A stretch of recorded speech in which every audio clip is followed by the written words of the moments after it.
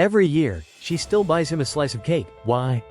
Every March 17th, I found myself at the corner bakery, a ritual as familiar as the changing seasons.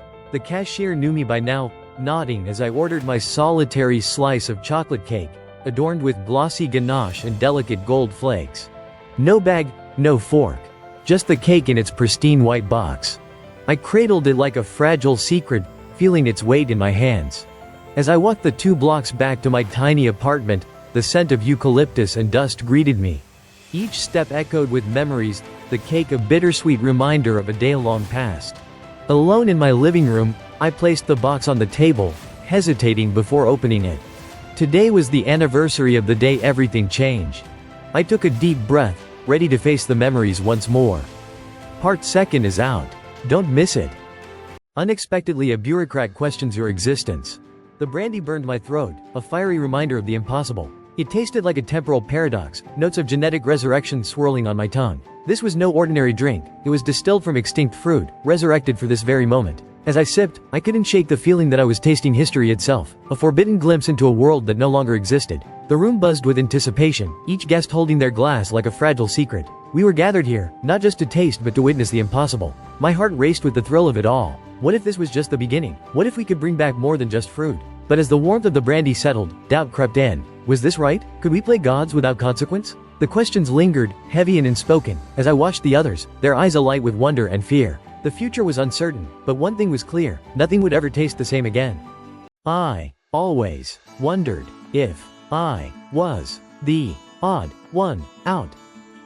Sometimes, I feel like I'm drowning in my own thoughts, struggling to understand why I see relationships so differently from my friend. We're both heroes, yet our perspectives diverge. When the shadows of my depressive episodes loom, a part of me fears I'm bad for just existing. I suffer from CPTSD, a more intense form of PTSD, and it often feels like a relentless storm inside my mind. But then there's him, my friend.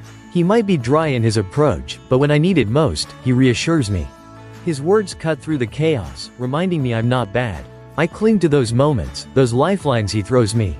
It's strange how someone so different can be the anchor I need. Yet, I wonder, will I ever find that reassurance within myself?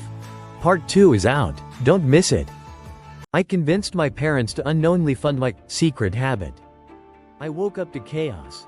My heart pounded as I realized my stash was gone. My dad had come home early, found my weed, and tossed it. I felt a mix of anger and panic. I asked my mom and sister if they'd seen anything, but they played innocent. My mind raced. I called my dad, trying to keep calm, but he acted clueless. When he got home, the tension exploded. We exchanged heated words, emotions running high. He finally admitted he threw it away. My anger flared. I lied, claiming it cost $300, and to my surprise, he paid me. Now, guilt gnaws at me. I'm torn between relief and remorse, caught in a whirlwind of family conflict. What do I do next? That's all, folks. I discovered beauty in the most unexpected and shadowy places. Blood spread across the floor, and I froze, heart pounding. My father's rage filled the room, but all I could hear was Emma's voice echoing in my mind. Promise me you'll never bow your head. I wanted to scream, to fight back, but fear gripped me.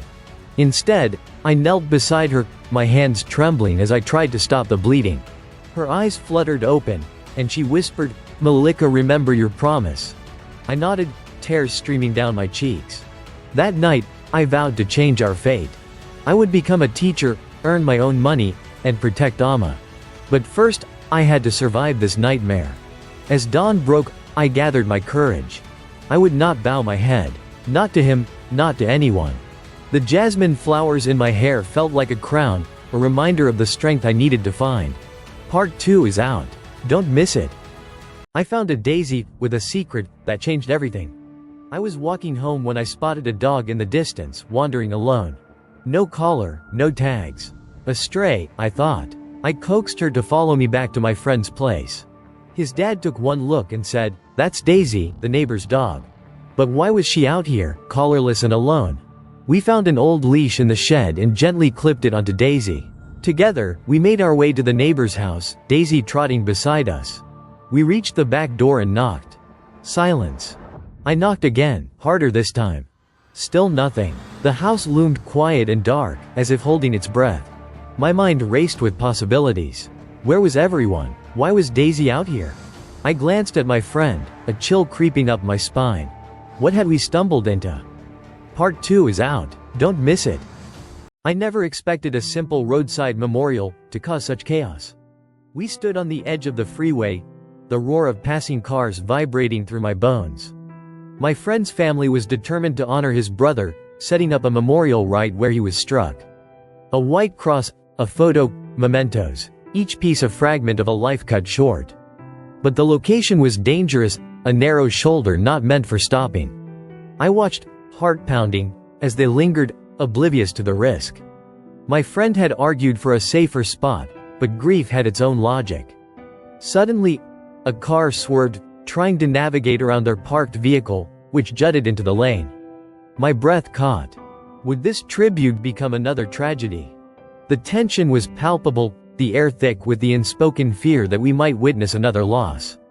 Part 2 is out. Don't miss it. I never expected to find single moms so incredibly captivating. There's something about single moms that captivates me. Their strength, maturity, and the way they carry themselves with such grace and confidence. It draws me in like a magnet. I find myself particularly attracted to those who take care of themselves, always looking and smelling fresh. It's not just about appearance, it's their resilience and the stories they carry that fascinate me. I'm single, not in a hurry to change that, but I can't help but admire these women. They navigate life with a poise that seems almost otherworldly. Every encounter leaves me wondering about the battles they've fought, the dreams they still chase. It's like they're living on a different level, and I can't shake the feeling that there's so much more beneath the surface. What stories would they tell if I dared to ask? Part is out. Don't miss it.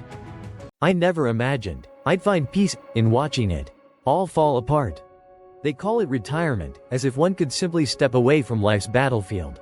But life doesn't pause, it just changes the face of the struggle.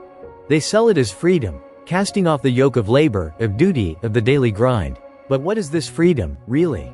Is it a lush pasture for the docile or a barren desert for the forgotten?